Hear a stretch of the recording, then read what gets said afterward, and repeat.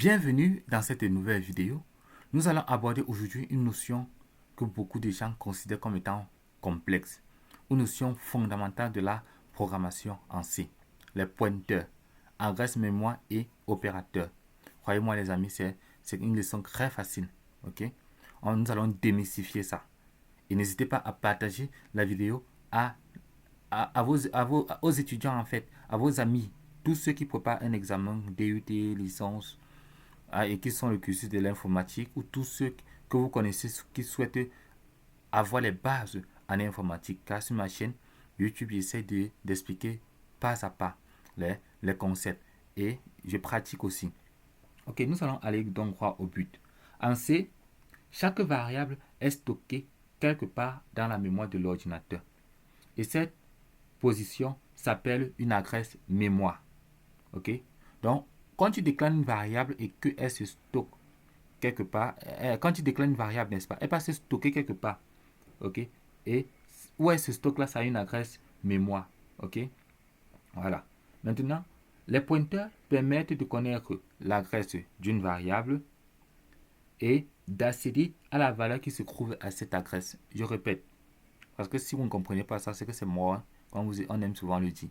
Ok, les pointeurs permettent de connaître l'adresse d'une variable, d'accéder à la valeur qui se trouve à cette adresse.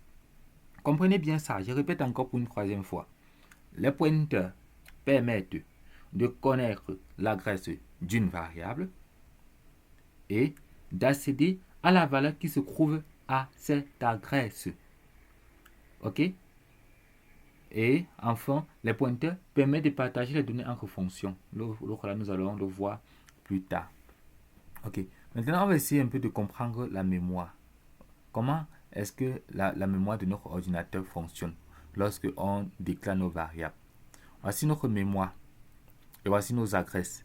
Et je vous ai dit que les pointeurs permettent de faire quoi? Les pointeurs permettent d'accéder permettent de faire quoi? Ils permettent de connaître l'adresse de la mémoire. Donc, c'est le pointeur qui permet de connaître l'adresse.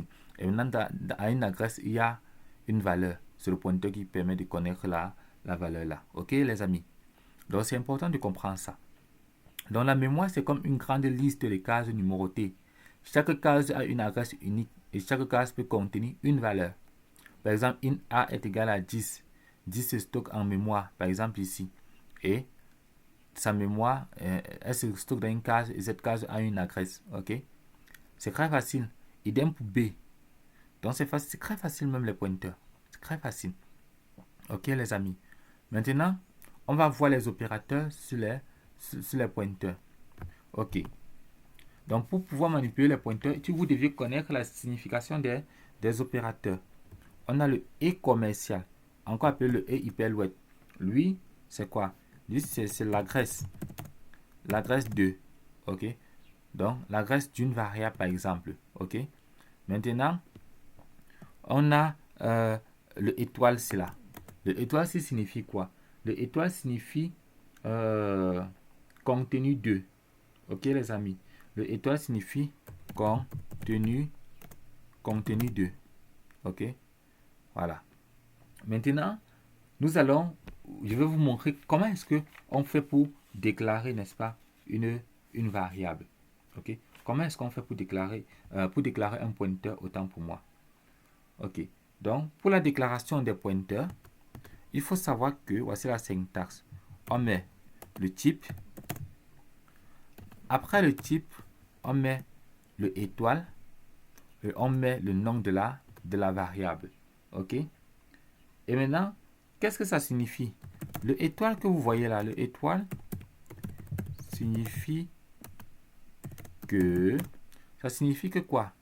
Le étoile signifie tout simplement que ceci a un pointeur vers une variable de type. Ça signifie que ceci est un pointeur vers une variable de type. Ok? Voilà. Donc ceci est un pointeur vers une variable de type. On va faire par exemple l'exemple. On va déclarer P. Ok? Donc P, donc ceci est un pointeur vers une variable de type entier. Ok? Voilà. On peut même aussi faire une float. Int. On peut par exemple faire float, autant pour moi. Float par exemple étoile F. Float étoile F. Et qu'est-ce qu'on peut dire? Que ceci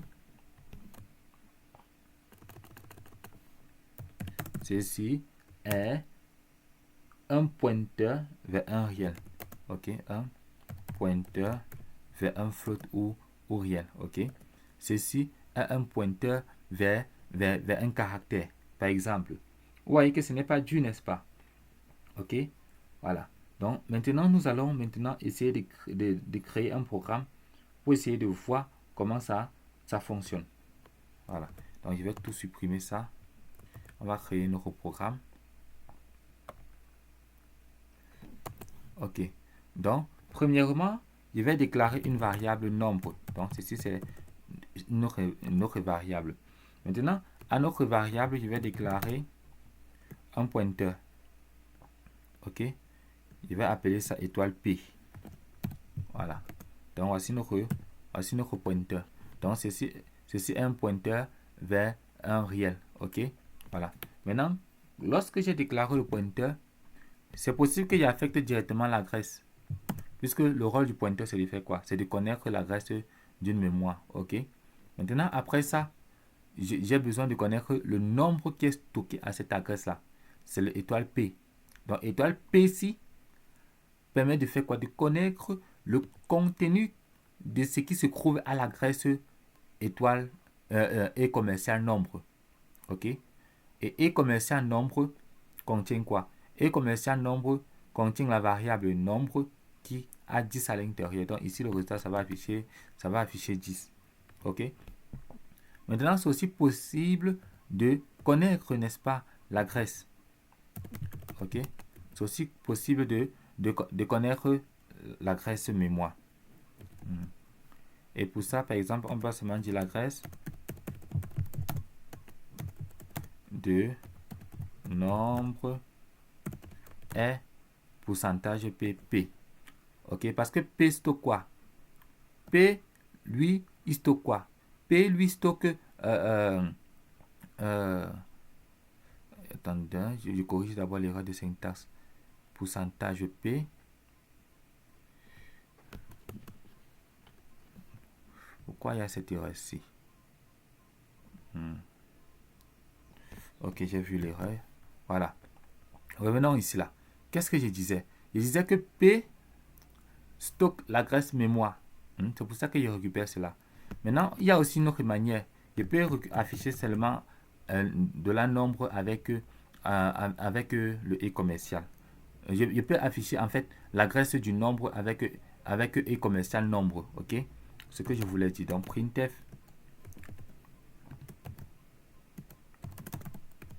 l'adresse du nombre est, par exemple, pourcentage P et commercial nombre. Donc, c'est une répétition. La ligne ici et la ligne ici auront le même résultat. Ok? Donc, les deux lignes ici auront les mêmes résultats. Donc, on aura quelque chose d'hexadécimal ici. Maintenant, puisque toute variable que l'on déclare a une adresse mémoire, c'est-à-dire que comme je déclare mon pointeur aussi, elle passe stocker dans une adresse mémoire naturellement. Voilà. Donc, il peut aussi connaître l'adresse mémoire de mon pointeur. Et on va compiler gcc pointeur.c-o. On va appeler ça point. Il n'y a pas d'erreur dans point/point.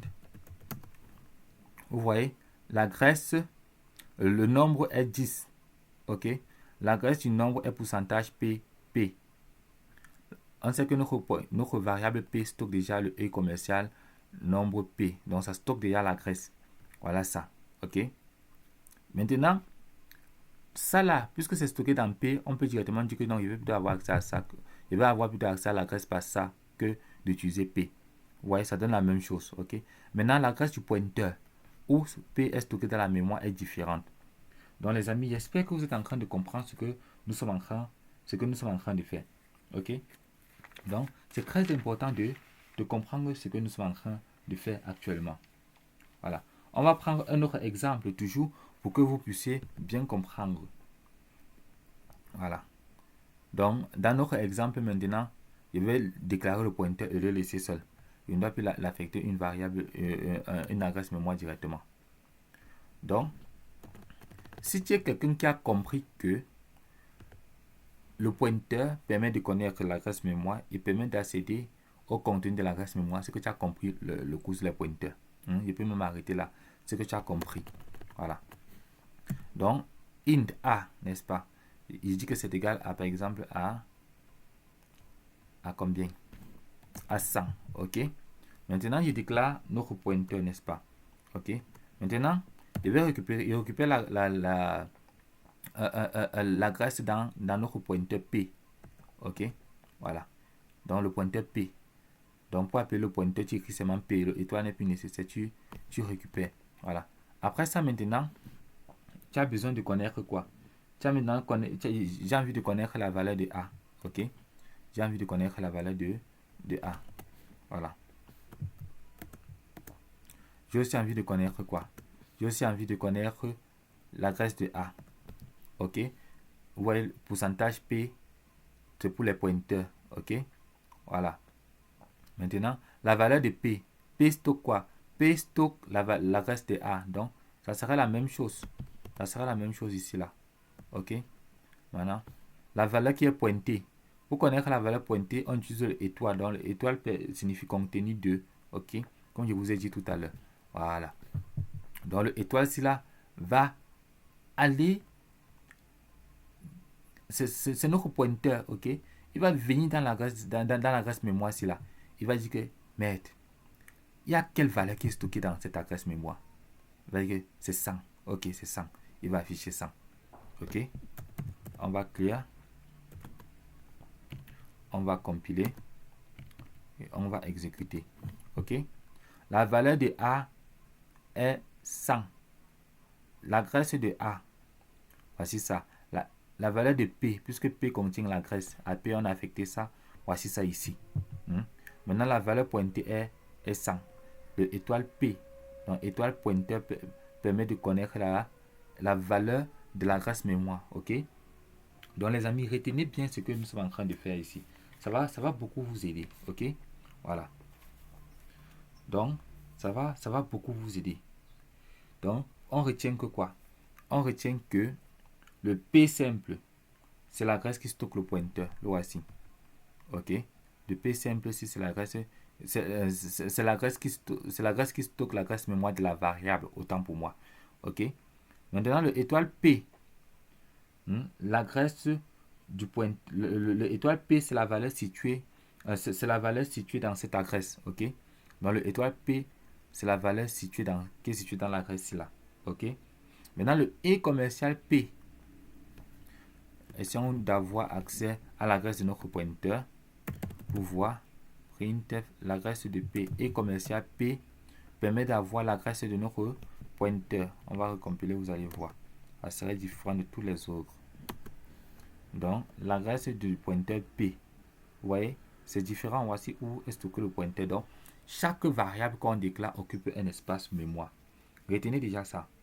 J'ai déclaré le pointeur, elle occupe une adresse mémoire. J'ai déclaré la variable A, elle occupe une adresse mémoire.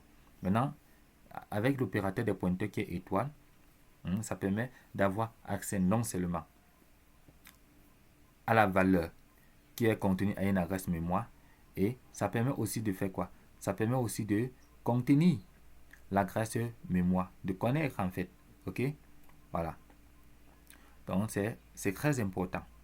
Voilà. Donc, ici, là, j'ai déclaré le pointeur. OK? Maintenant, ici, là, lorsque je vais l'utiliser, ça permet de retrouver la valeur de l'adresse mémoire sur laquelle il pointe. OK? Donc, les amis, ce n'est pas dur, non? Voilà. Donc, il n'y a rien qui est dur là. OK? Voilà. Maintenant, on va faire un dernier exemple pour clôturer la leçon. Parce qu'il ne faut pas qu'on tire trop là-dessus. OK? Maintenant, on va faire les pointeurs et les différents types. Les pointeurs et les différents types. Voilà. Supposons qu'il déclare un type entier. OK? Une variable entière de type int. 10. OK? Maintenant, je déclare un flottant. Je nomme réel 3,14. Ok. Maintenant, je déclare quoi? Un caractère. Et j'appelle ça quoi par exemple? Bon, j'appelle ça par exemple l'aigle. L'aigle, il affecte par exemple A. Ok. Voilà. Donc voici nos variables.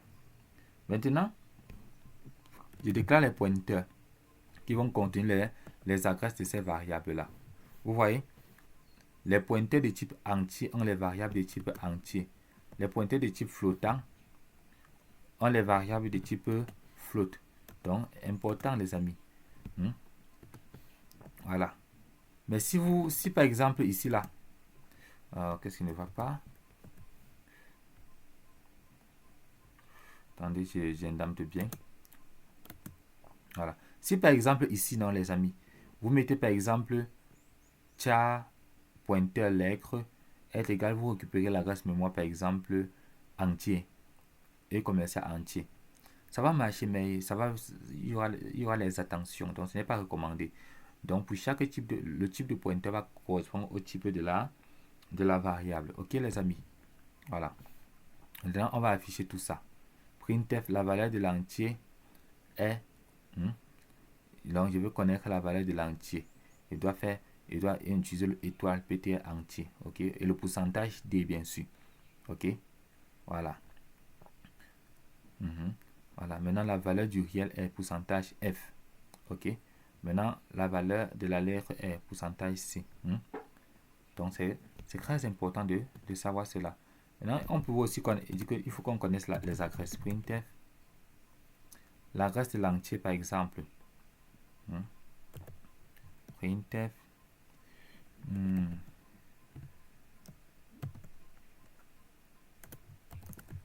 L'adresse de l'entier est 2 points. Sont passés mes 2 points. Voilà, est 2 points pourcentage P. Donc pour les adresses, vous avez dit qu'on utilise quoi? On utilise le pourcentage P. Ok les amis. Donc est 2 points pourcentage P. On met notre barre N. Voilà. On ferme. On met la virgule. Ici là, on a deux options qui s'ouvrent à nous. Soit j'écris le E commercial entier. Ok. Soit, bon, on a même qu'une option. Oui. On a une option parce que bon, on a qu'une option ici là. Donc, on va dire E commercial entier. Oui. E commercial entier. Oui, mon E commercial. Voilà. Voilà. Donc, on a une seule option ici. Pourquoi? Parce qu'en déclarant les pointeurs, on a directement affecté. Si on déclarait les pointeurs simples avant de récupérer dans les variables, par exemple. Par exemple, ici là. Je vais laisser un peu ça comme ça. Je vais déclarer étoile P. Voilà. Maintenant, je vais par exemple dire PTR. Par exemple, réel est égal à dollar réel. Voilà. Donc, l'adresse printf. Voilà. Printf. L'adresse du réel est au niveau de ici là. Je pouvais dire pourcentage P. Je pouvais seulement dire PTR. PTR réel. Comme ça marche. Ok. Donc, voilà. Maintenant, je ne sais pas si vous comprenez la ligne ici. L'adresse du réel est pourcentage P, PTR réel. Parce qu'à la variable PTR réel, j'ai affecté l'adresse mémoire. Ok. Donc, il y a deux manières de faire. Soit la première manière, comme j'ai fait ici. Soit la deuxième manière. Ok. Voilà. Maintenant, on récupère aussi pour la lettre. Voilà. Donc, les amis, j'espère que vous êtes en train de comprendre ce que je suis en train de faire. Ok, on va compiler. Et on va exécuter. Vous voyez, la valeur de l'entier est 10. Je crois que c'était bien 10. Le réel, 3,14. Ok. Bon, c'est normal. Le flottant par défaut s'affiche comme ça. Mais on pouvait, par exemple, dire .2f. Ok. Donc, on peut contrôler le nombre de chiffres après la virgule. Vu la lettre, c'est bien A. Maintenant, l'entier, voici son adresse mémoire. Le réel, vous voyez, avec la deuxième méthode que j'ai utilisée. J'ai déclaré le pointeur en haut. Il n'a affecté rien. Mais j'ai encore récupéré la même variable en bas où j'ai affecté l'adresse. Comme ça marche aussi, les amis. Ça marche. Maintenant, je viens, je récupère seulement quoi? Je viens, qu'est-ce qui se passe ici? Maintenant, si je veux connaître l'adresse, je récupère seulement ma variable ici parce qu'il stocke déjà l'adresse. Or, ici, là, je prends ça là. Parce que je ne peux pas prendre ça parce que lui si je prends ça ici, là, c'est impossible. Donc, le pourcentage P ne prennent pas le étoile. Ok? Le pourcentage P, ce n'est pas le étoile. Ce sont les pourcentages D, pourcentage F qui prennent les étoiles, pourcentage C. Parce que le étoile, dans le printf, permet d'avoir accès au résultat de ce qui a la valeur, en fait, de ce qui est stocké dans l'adresse. Ok? Donc, c'est pour ça qu'ici, là, c'est impossible de mettre les étoiles. Donc, lorsqu'on gère les adresses mémoire, c'est comme ça. Soit le et commercial, soit on déclare une variable où on affecte l'adresse, comme j'ai fait dans le deuxième cas-ci. Ok, les amis. Donc, j'espère que je ne vous ai pas trop embrouillé. Et j'espère que vous avez vraiment compris quelque chose sur les pointeurs. Rendez-vous donc dans les prochaines vidéos où nous allons toujours découvrir les pointeurs.